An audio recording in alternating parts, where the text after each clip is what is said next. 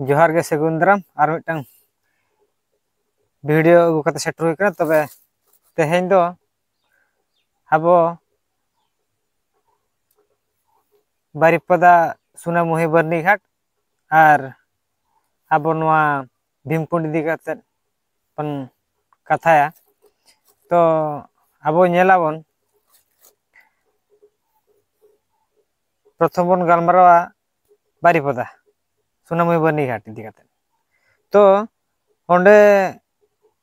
झोतो हड़ कम से कम 10 टाका कते भी हो पे दिन जेहेतु को घाटे आको टिकट पुइसे को इदी आको ओना सलाते गाड़ी ओंडे पार्किंग आको ओना बखरते पुइसे इदी हुई कना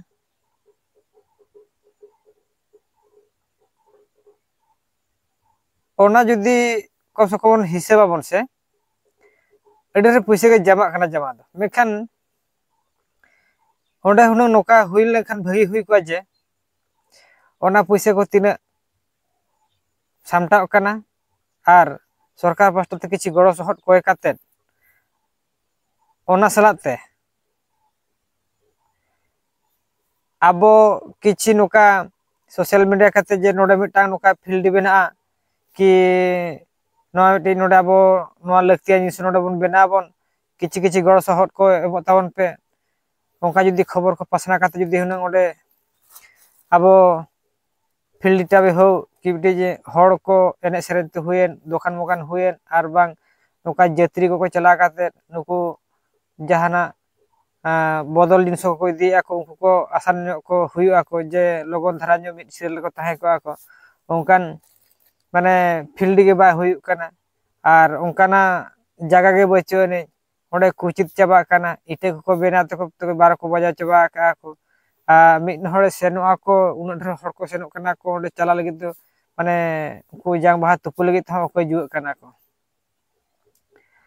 अदो ओंडन को नेहर को जे झोतो किछु गे हड़ को गड़ो पे मापे जति के ओंडे मारा मारा हड़ पे हैंडल तावना पे तो ओंडे किछि नोका जेहेतु आबो मा उन सेता खना आबो नोडा बन जबे एगुई आबन झोतो हड़ को बडाय का ओना को दो लगन के दबी लेखान झोतो हड़ ते प्राय ले जाओ इधरते लगन के नामो गया ओना को जिनस दो जे नोडे आले निना मारांते हुएन कि हेना मारांते हुएन ओंडे माने जगह को बेना लगी ते खान सरकार पासा गड़ो सद अडी लगन के नामो चदा से जेहेतु नोडे दिकु कोना मुदिर को आर जहान तीर्थस्थान को बेना लगी ते उडी लगने बेना को कना आर ओना सलाते अडी चेहरा के बेना कना जे ओंडे को हड़ को आलो को माने एकेटोणे माको ओना दिखाते नापा नापा जगह को बेना कना को बेखान आबो दो बांग दो ऑल तोल तेगे बन कमाकान आर बांग रोड तेगे बन कमाकान बांग जो ओंडे सेटर के बन सेटर दाड़ा कना तापरे हुइना भीमकुंड भीमकुंड हो उनकान सिचुएशन के नोतरे ओकारे भीमो ओकार को बेना का दिया को आ को स्टैच्यू ताको ओंडे दो ओंडे जति की मारंग ओना कुंडो धार धारते हो और ओना जति की ओंडे पिकनिक हड़ को चला को ओंडे नुने चेहरा मिटिजे मिद हड़ दुड़ुब काते ओकालका जम नुयाय ओका सेरे चोंदायाय बासांगाय दा को ओंडे माने गोटा लाटा ओंडे दुड़ुब काते हड़ जमा को आर जे माने दारे पिछि आर बांग ओड़ा को बनाव खा कटी कटी को आर दुड़ुब लगिन हो पिंडे लका अडी चेहरा को बनाव का को ओंडे ओंडे दा को गोटा को सप्लाई का को माने मिद हड़ ओंडे पिकनिक चला माने तो मिटगान एटकेटोणे अलग हुई तायमा उनो चेहरा को बनाव का को मेनखान आबो बसरे भी जोखा बन चला बन ओंडे ना सड़क धारे टांकी दा तहन कना आर बांग नोडे ओंडे दुड़ुब लगित के मिटि जगह को बनाव का को ते मिद दिन झोतो दिन ओंडे को चला कना को ओंडे को तीर्थ कना को माने आबो मारा बुरु ठेट को दांधे ठेट को ओंडे को बोंगा बुरुई आको एनते रहोगे ओंडे जे मिटि बदल लगित मिटि जे जत्री हड़ जांग बाहा इदी काते दुपु राखा काते दि बदल लगित सुविधा लगित मिटि मेना जे ओंडे एने सेरे लगित मिटा फील्ड मेना जे ओंडे आर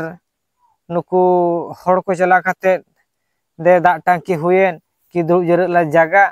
टोटाली गे चेद हो बचुआनी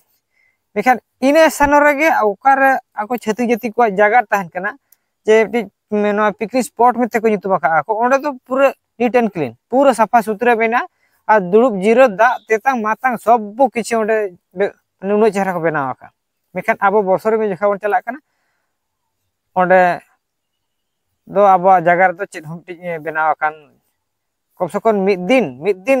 लगित को onde को बेना ako मिद दिन लगित तो दा को तो सफिशिएंट दरकार ताहे कना onde तापरे onde दुड़ुब जगह हो दरकार कना नुआ को हो बजन तो onde oko को कमी को तुले तबना मारा मारा पद रे मेना को हड़ को ताबन onde को चला कना को जतो को तुपुई ako नेल ako सिचुएशन तो ओना सेटा आर मिटन जगह तो भागी हुई कना मेखान नोडे तो टोटली के बाय हुई कना अडिगान परिस्थिति onde तुपु बड़ा कान था कोंडे पुलो को बेनाव काटा को ओना मिटि को जुगडी काता को प्रकृतर दो अब सांता हड़ को ओका स्थान रे बेस हड़ को जारा कना को ये कना को ओना को स्थान रे नुकु एटकेटण को बेना को डिवाइड को बेना को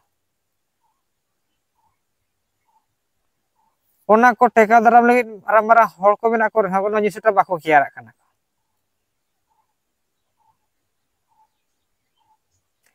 तो नोनोका ताहे कना तेन सुनामुही बनीघाट और भीमकुंड इदी कातेन लिली उहेर नो वीडियो को जन कातेन को आबर मारा गंके को तावन जति कि उना स्थान को कमी कान तावना बारे घाट रे यदि नोना कथा जदि को मेल उतरा को अड़ी भागी होयुआ जेहेतु ओंडे बीर मेना माने दो झतो प्राय को ये को जे भीमकुंड रे कथा लिन लई जे जेहेतु ओंडे बीर मेना मेन ओना दो सरकार जगह हबा कना अब जगह कना मेनते किंतु ओंडे दो ओको ह बाको इदी का जे आबादी जिनिस दो बाको बेनावा का को यदि बाको बेनावा का को ओना स्थान रे जति के पैसे को लगा कना आर बांग डेवलपमेंट कमी को ओना बाखाते हजुआ तो ओंडे पैसे टाका हुए रोड दारते हुए जहां लका रेगे ओंडे ओना न्यूतुम ते मेन्दो ओंडे जांग बाहा को जबिया को नोडे को उनकू हड़ को मिटा बेस शांति ते को ये माको ओना इदी काते ओंडे जुदी हुना ओना जगह को टिकट मिकट काते जुदी को हुना ओना भीमकुंड यूट्यूब इदी काते टिकट मिकट को बेना काते ओंडे आबो लगे हुना ओंडे माने जे हाना बदल को हुएन व्यवसाय को हुएन आर बांग एने सेरेंटा हुएन बा दुप काते जहाना मिटी आराम ᱧᱚᱜ हड़ को बुझे माको नाखान भागी हुई को हन जगह मा मेना शिविर को मा मेना गया तो नोआ को ओंडे को हिसाब बात ओना को जिस को बेना माको हन गान को हन आन हाते रे पड़िया से रे मेड़ा पेड़ा को बैसे गया को जे ओंडे ओको जगह को चो ओंडे को बेना काना को एकदम पुकरी मुकरी को बेना काते ओंडे माने नाते रे कते मा बाको बदल लकना हड़ में जतो हाडे को ता तकिजो कना से अब बारी पदार सेम सिचुएशन मा तबे खान अब नोकना कथा ताहे कना नोआ को वीडियो को नेल काते ओकालका पे बुझाव के ताबना कमेंट काते बड़ा होचे ताबन पे जे बापा आम दोनों को भूल कथा लई के ताबना कि ओना को तो बाको कियारा कना मेनते कमेंट दाराते लई सदर ताबन पे मा तबे खान मुचाद बेड़ा रे जतो को के गॉड जोहार।